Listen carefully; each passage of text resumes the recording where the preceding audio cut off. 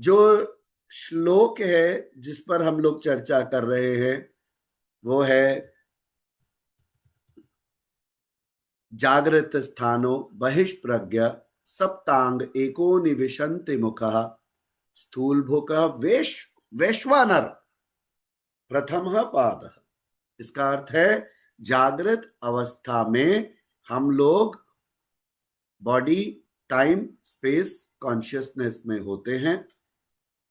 ये वह अवस्था होती है जिसके अंदर हमें संसार का बाहिश प्रज्ञा मीन्स बाहरी संसार के बारे में ज्ञान होता है। और ज्ञान किस तरह से होता है? पांच इंद्रियां के द्वारा जो उनकी क्रियाएं हैं उन्हें तन्मात्रा कहते हैं। जैसे आंखों के लिए देखना, कानों के लिए सुनना, स्किन के लिए टच, जवान के लिए जिह्वा के लिए टेस्ट यानी स्वाद, और नाक के लिए खुशबू यानी स्मेल। इनके द्वारा हम मैसेजेस बाहरी संसार के लेकर आते हैं, अपने अंदर लेकर जाते हैं। तो हमारे पास बाहरी संसार से संपर्क स्थापित किस अवस्था में होता है? वेकिंग स्टेट में होता है। तीसरा शब्द आता है जो अगर हम ध्यान से देखेंगे, जागृत स्थानो बहिष्प्रज्ञा सप्तांग, यानी यथा पिंडे तत ब्रह्मांडे, जो पिंड में है वही ब्रह्मांड में है। तो इस ब्रह्मांड में जो विश्वनर शब्द आएगा उनको ऐसे समझाया गया कि उनके 7 अंग हैं, और उसमें से 7 अंग कौन से हैं? यहां पर उपनिषद में इनकी बहुत क्लियर व्याख्या नहीं है, लेकिन वो 7 अंग है। 5 जो आपके पंचमहाभूत हैं, कौन कौन से? पृथ्वी, अग्नि, जल, वायु, आकाश, सूर्य, और 7वां है द्युलोक। तो मैं आपको समझाऊंगा ये जिसको हम हेवन बोल रहे हैं या द्युलोक बोल रहे हैं, ये वो स्थान नहीं है जहां मरने के बाद कोई जाने वाला है। मैं इसको समझाने का प्रयास करूंगा। तो ये जो 7 अंग हैं, अगर हम अपने शरीर में भी देखें तो they have been indicated. Space वो बॉडी है जिसके अंदर सब कुछ है।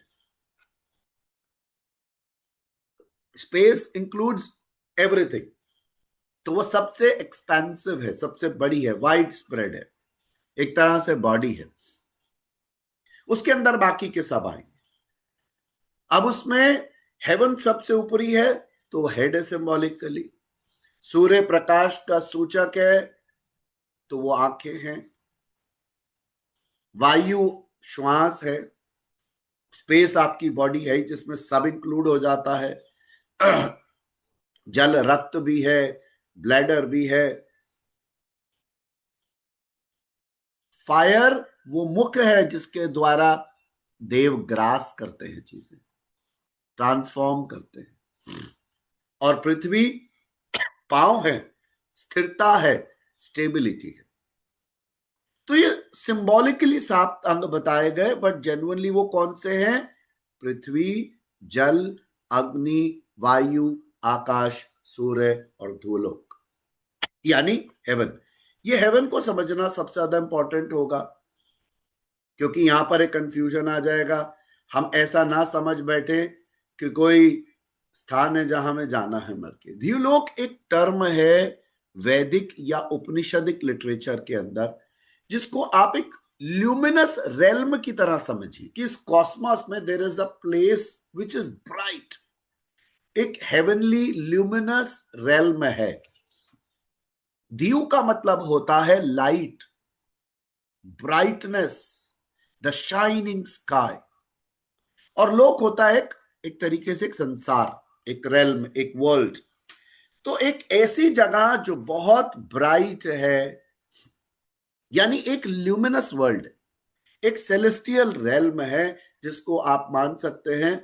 और इसका भी हमें जो गहराई है वो छांदोग्य उपनिषद से समझ में आती है। ये ऋग्वेद से कहीं ना कहीं इसके रेफरेंसेस आते हैं।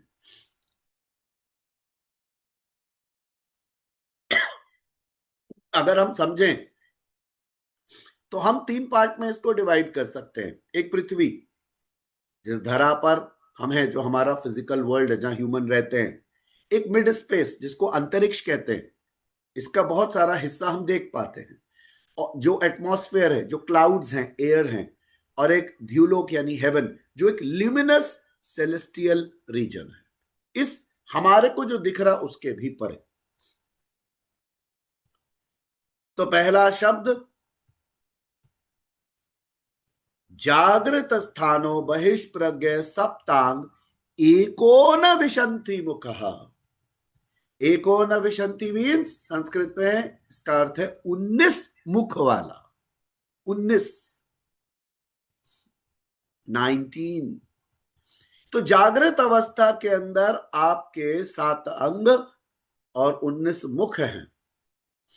वो मुख क्या है ये हम सब जानते हैं, यही सांख्य में भी इसी तरीके की चर्चा है, और सांख्य से परे भी कई ग्रंथ हैं जिसमें इससे भी ज्यादा इलैबोरेटिव अवस्था इसके बारे में वर्णन है। खैर, श्री मांडुक्य उपनिषद में 19 मुख बताएगा। वो जो मुख बता रहे हैं वो ये बता रहे हैं कि वो 5, सबसे पहले 5 क्या हैं? 5 ज्ञानेंद्रियां हैं। ज्ञानेंद्रिय कौन कौन सी हैं? आईज, आंखें, नोज, नासिका, ईयर्स, आपके कान, टंग, जवान, एंड स्किन। ये आपकी क्या हो गई? 5 ज्ञानेंद्रिय। फिर 5 कर्मेंद्रिय। कर्मेंद्रिय क्या है? बोलने के लिए स्पीच, काम करने के लिए हैंड्स, चलने के लिए पांव, ये कर्म प्रधान है। रिप्रोडक्टिव ऑर्गन और एक्सक्रीटरी ऑर्गन। तो 5 ज्ञानेंद्रिय, 5 कर्मेंद्रिय, ये हो गए 10। 5 प्राण, ये हमारी वाइटल एनर्जीज हैं। 5 प्राण कौन से? प्राण, अपान, समान, उदान, व्यान, ये हो गए 15। और उसके बाद 4 कौन से हैं? मन, चित्त, बुद्धि, अहंकार। यही हमारा कॉम्पोजिशन है। यहां पर उसे एकोन विशंति मुखा बोल दिया गया, बाकी हम उसे अपने कंपोनेंट्स बोल देते हैं। किसी भी रूप में आप उसकी बात कर सकते हैं, that doesn't matter. But these, all these 7 and 19, यानी कि ऑल टुगेदर 26 कॉम्पोजिशंस हमारे अंदर काम कर रही है। 26 चीजों से विश्व नर भी बना है, जो हेवनली डिवाइन एग्जिस्टेंस है, हम भी बने हुए हैं।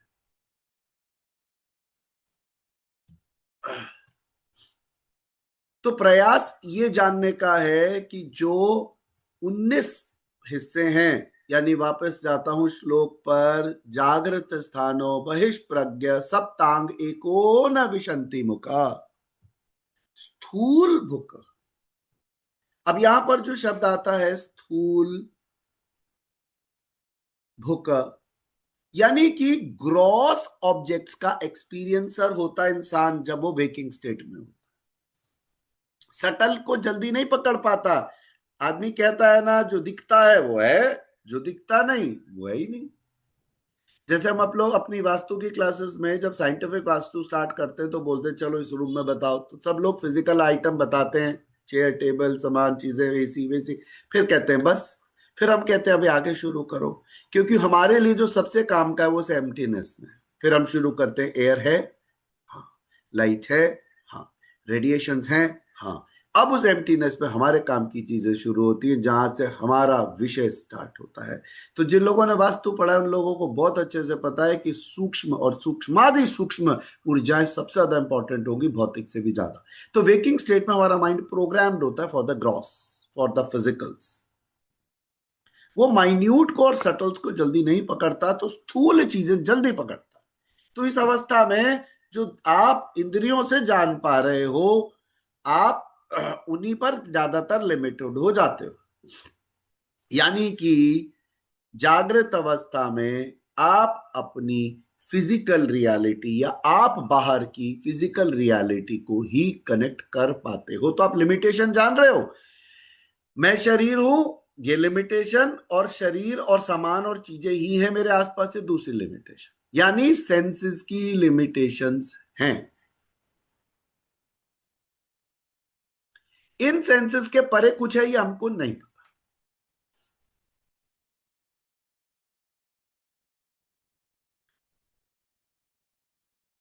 यहां पर शब्द आता है विश्वनर, और मुझे 4 साल पहले ब्रह्मसूत्र की ओर ले जाता है, जो कि वेदांत है। और वहां ये शब्द शायद पहले अध्याय के दूसरे पाद में था। ये शब्द आया था, तब भी आया था। और विश्व नर का अर्थ होता है द वेकिंग कॉन्शियसनेस या द कॉस्मिक वेकिंग कॉन्शियसनेस। मतलब आप समझ पा रहे हो, मैं उस चैतन्य की बात कर रहा हूं जो जागृत है। जैसे मैं जागृत अवस्था में, वो भी जागृत अवस्था।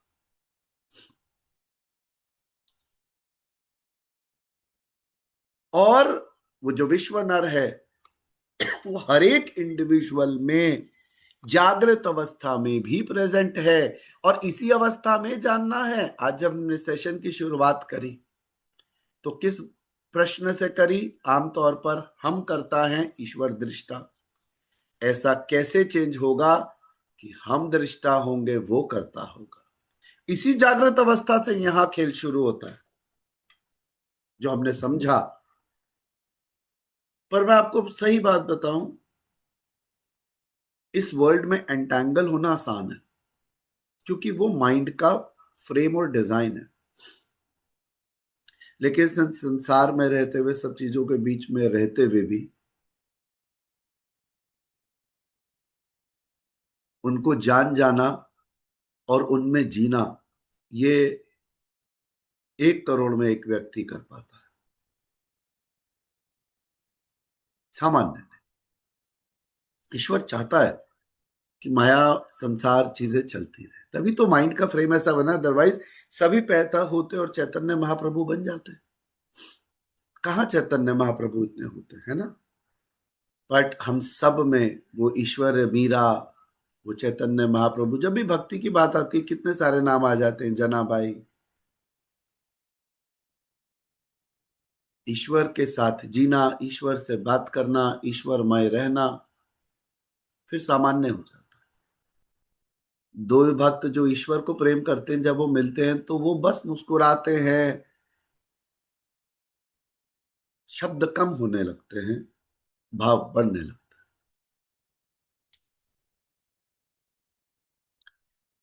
तो विश्वनर कौन है? वो वो डिवाइन बीइंग है।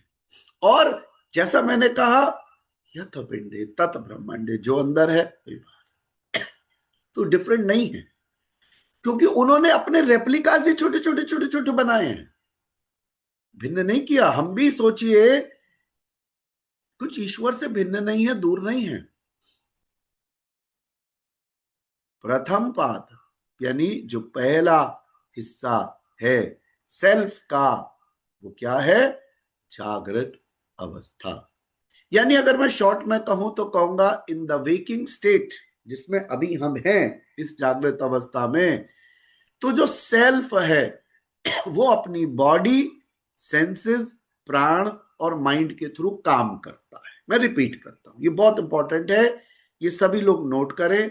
जब भी मैं अपनी जागृत अवस्था में होता हूं तो मेरा सेल्फ केवल बॉडी, सेंसेस, प्राण और मन, इन्हीं से ज्यादातर बाहरी संसार को ऑपरेट करता है। कॉन्शियसनेस बाहर की तरफ होती है, फिजिकल वर्ल्ड की तरफ होती है, और उसी से ही वो मैसेजेस देती रहती है, और मन ज्यादातर लोगों का उसमें ही इल्झा रहता है। लेकिन जो स्टेट ऑफ सेल्फ है, इस अवस्था में भी जो स्टेट है, उसे विश्व नर कहा जा सकता है। इसीलिए इसी अवस्था में आप सेंसेस को, माइंड को, बॉडी को डिनाय मत करो, असत्य मत कहो उसे। ना ये संसार झूठ है, ना ये शरीर झूठ है, लेकिन हमारा परमानेंट ट्रूथ है हमारा अपना आत्मीय तत्व, जो था, जो है, जो हमेशा रहेगा। ये बॉडी पर्पस के लिए मिली है, हम बहुत ऑनर और ग्रेस के साथ इसे कैरी करते हैं। ये जीवन मिला है, इसको ऑनर के साथ कैरी करते हैं। ये धरा और कर्म भूमि मिली है, इसको भी सीरियस होके कर्म कर रहे हैं। ऐसा नहीं है कि हमने इसे माया माना और कैजुअल हो गए इसके साथ। There is a seriousness to everything, but knowing, सच को जानना कि उसके वो कहां जाके एक पूर्ण सत्य बन जाता है, वहां जाके आपका ध्यान रुक जाता है। उसके आगे आपको जरूरत ही नहीं पड़ती बढ़ने की, जानने की, समझने की।